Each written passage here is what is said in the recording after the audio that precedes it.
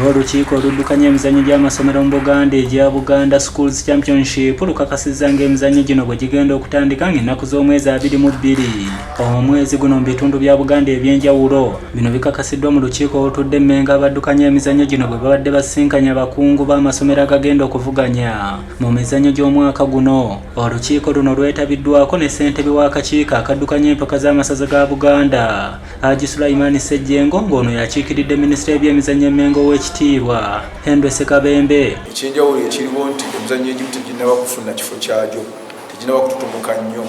Olwekyo tukubira abasomero omulanga okutuyambako okulaba emizannyo egyo gyonna mu Bwakabaka ekyannaba kubeera nga gitutumulwa, gisobole okuba nga givaayo kuyamba abaana abo abalina ebitone. Empaka za kuzannyibwa mu disitulikiti mukaaga okuli Luweero, Mpigi, Mukono, Mityana, Wakiso ne Kampala ng'amasomero ga kuvuganya mizannyo omuli okubaka, volleyball, basketball, woodball, handball wamu n'omupiira gw'abawala n'abalenzi ogw'ebigere nga fayinolo za kubeera mu kisaawe Namboole mu mwezi ogw'omunaana.